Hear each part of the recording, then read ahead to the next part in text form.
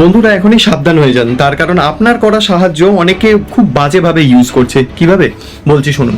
দুদিন আগে আমাদের এক রিলেটিভের বাড়িতে দুজন ভদ্রমহিলা আসেন, বলেন ওনারা ঠিকানা নামে একটা এই সংস্থা থেকে আসছেন।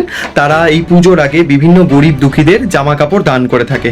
তো ওনারা বলেন যে যদি আপনার কাছে কোনো এরকম পুরনো জামা কাপড় থেকে থাকে বা যেগুলো আপনি ইউজ করছেন না সেরকম জামা কাপড় যদি থেকে থাকে তাহলে আমাদের দিয়ে দিন, আমরা বিভিন্ন এনজিও এবং গরিব মানুষদেরকে আমরা সাহায্য করব।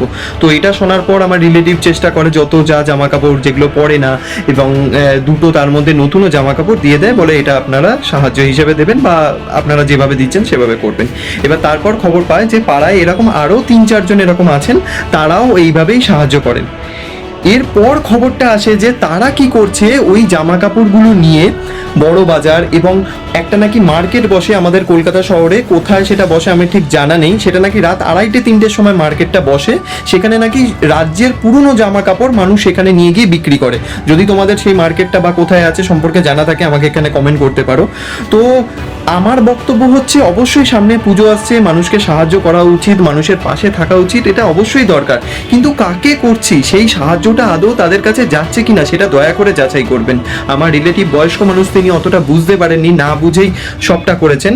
আমি আপনাদেরকে সাজেস্ট করব অবশ্যই সাহায্য করুন, কিন্তু সাহায্য করার আগে দেখে নেবেন সেই জায়গাটা অরিজিনাল কিনা, অথেন্টিক কিনা।